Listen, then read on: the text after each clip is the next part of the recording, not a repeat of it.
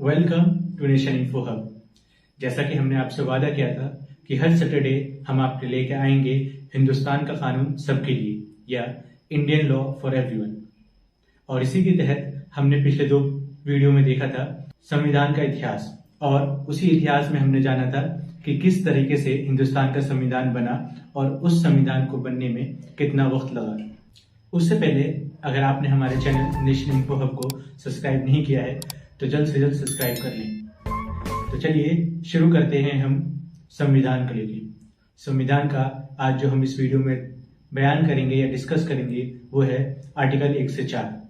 और इस आर्टिकल 1 से 4 के बीच में संविधान में क्या कहा गया है और क्या नहीं है हम उसके बारे में जानेंगे। सबसे पहली बात हम आपको ये बता दें कि संविधान एक ऐसी चीज नहीं है जिसको आसानी से समझा जा सके। उसके लिए बहुत सारी चीजें पढ़नी पड़ती है और समझनी पड़ती है।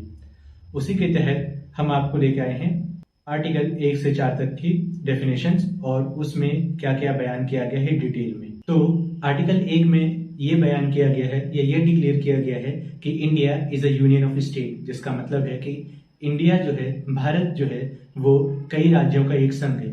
एक मजबूत बनता है जब कई सारे राज्य एक साथ आके मिलती है। साथ ही साथ उसमें यह भी बयान किया गया है कि India will be a republic country, मतलब है कि इंडिया एक रिपब्लिक देश होगा। तो यूनियन बनाने का मेन मकसद जो था वो ये था कि सेंटर या केंद्र जो है उसके पास मजबूत ताकत हो, ताकि वो political as well as administrative power को यूज कर सके और उसका अच्छी तरह से अपनी सोसाइटी में उसको लागू कर सके। इसी जगह पे हम आपको एक इंटरेस्टिंग बात बताते हैं।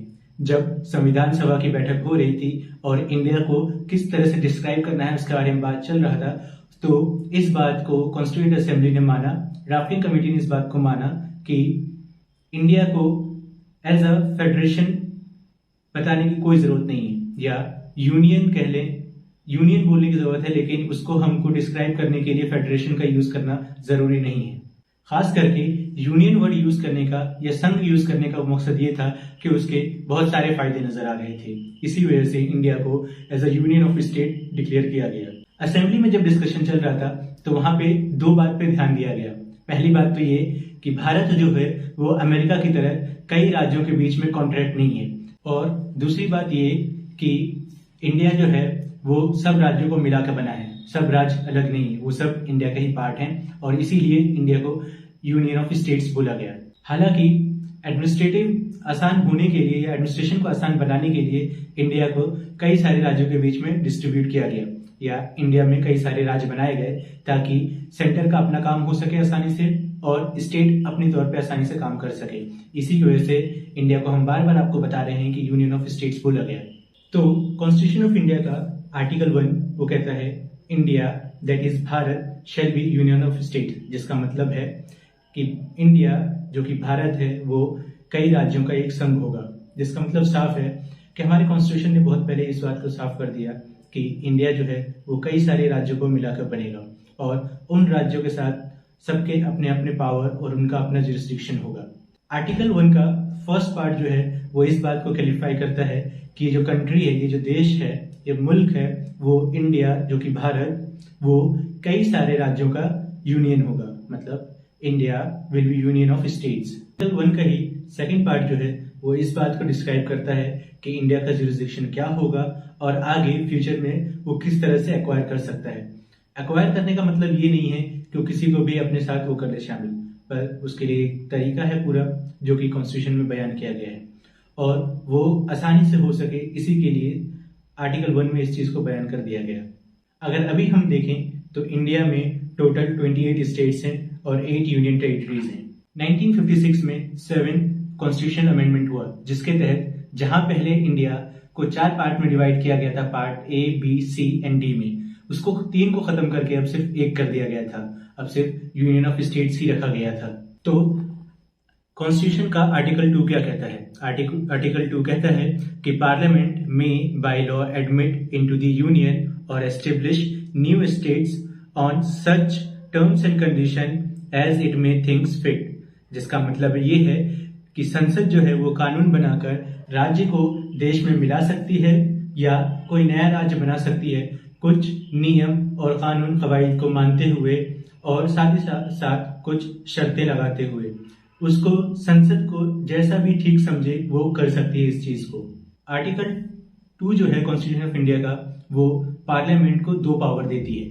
सबसे पहला पावर ये है कि वो नए राज्यों को स्वीकार कर सकती है, और दूसरा पावर ये है कि वो नए राज्यों को बना सकती है या उनका एस्टेब्लिशमेंट कर सकती है। यहाँ पर एक बहुत ही जरूरी बात हम आपको बता देना चाहते हैं कि 1975 में सिक्किम जो है वो आर्टिकल 2 के तहत ही इंडिया का एक स्टेट बनाया गया था।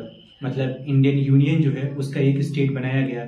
जब भी नए राज्य को इंडिया में स्वीकार किया जाता है तो पुराने जो राज्य हैं उनकी बाउंड्रीज या सीमाएं बदल जाती हैं, और इस काम को पार्लियामेंट जो है वो सिंपल मेजोरिटी के साथ पास कर सकती है। इसके लिए कोई भी लेजिस्लेशन की जरूरत नहीं पड़ेगी इंडिया को। कॉन्स्टिट्यूशन ऑफ इंडिया का 3rd आर्टिकल जो है वो है formation of new states and alteration of areas, boundaries और names of the existing state. जिसका मतलब साफ है कि भारतीय पार्लियामेंट जो है या इंडियन पार्लियामेंट जो है उसके पास आजादी है कि वो नए राज्य बना सके, या 2 राज्यों को मिलाकर एक राज्य बना सके, या एक राज्य को तोड़कर यूनियन टेरिटरीज में बदल सके। ये सब उस चीजें हैं जो आर्टिकल 3 में बयान किया गया है। अब हम आपको बताते हैं कि कैसे अलग अलग राज्य को बनाया गया। जैसे कि आप सभी को पता है कि उत्तर प्रदेश से उत्तराखंड को अलग किया गया, बिहार से झारखंड को अलग किया गया, छत्तीसगढ़ से मध्य प्रदेश को अलग किया गया, और अभी हमने देखा था कि तेलंगाना को भी आंध्र प्रदेश से अलग किया गया। और साथ ही साथ हम आपको बता दें कि कैसे 2019 में जम्मू कश्मीर रिऑर्गेनाइजेशन बना, जिसके तहत जम्मू एंड कश्मीर एक अलग यूनियन टेरिटरी बन गया और लद्दाख को एक अलग यूनियन टेरिटरी बना गया। साथ ही साथ अब नाम के बारे में भी हम जानते हैं। आपको पता ही है कि कैसे हमारे यहाँ पॉलिटिक्स होता है और इसके ऊपर बहुत बड़ी राजनीति होती है कि इस जगह का ये नाम है और उस जगह का वो नाम है। जैसे कि इलाहाबाद आप सभी जानते हैं, इलाहाबाद कितना फेमस है, इलाहाबाद के बड़े बड़े शायर और बड़े बड़े लोग हुए, और उसी इलाहाबाद का नाम बदलकर प्रयागराज कर दिया गया।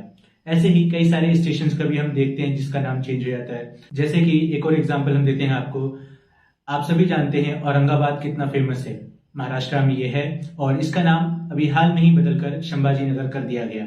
ये बहुत ही जरूरी चीज है कि अगर आपके पास कॉन्स्टिट्यूशन ने ये आर्टिकल 3 नहीं दिया होता जिसके तहत आप नाम बदल सकते हैं, नए नाम रख सकते हैं, नए राज्य बना सकते हैं, तो ये बहुत मुश्किल होता। इसी का फायदा उठाते हुए राजनीतिक पार्टियां अपने अपने फायदे के लिए नाम बदलती रहती हैं, चीजों का, जगहों के नाम या राज्य को बनाती रहती हैं ताकि पॉलिटिकल गेन कर सके। 2019 में जब जम्मू कश्मीर रीऑर्गेनाइजेशन एक्ट आया तो हमारे देश में पहली बार हुआ था कि किसी राज्य को तोड़कर 2 यूनियन टेरिटरी में बना दिया गया था। हम लोग देखते हैं कि जितने भी पहले यूनियन टेरिटरी थी वो पहले से ही थे, जैसे कि लक्षद्वीप है, अंडमान है, दमन एंड दीव है, ये सब पहले से थे। लेकिन इंडिया की हिस्ट्री में पहली बार हुआ कि एक राज्य को तोड़कर 2 अलग अलग यूनियन टेरिटरीज बना दी गई। आर्टिकल 3 जो है वो बहुत ही जरूरी है क्योंकि इससे पार्लियामेंट को जो है एक ताकत मिलती है कि वो अपने हिसाब से सिंपल मेजोरिटी के साथ नए राज्य को बना सके, नए नाम रख सके और इसी तरह चेंजेस ला सके। ये बहुत जरूरी है क्योंकि हम देखते हैं कि कैसे अलग अलग राज्य को बनने में लोगों ने अपना अपना संघर्ष किया है, अपना अपना बलिदान दिया है या सेक्रीफाइस दिया है। आजाद भारत में सबसे अहम इंसिडेंट जो हुआ वो 1956 में आंध्र प्रदेश का बनना था।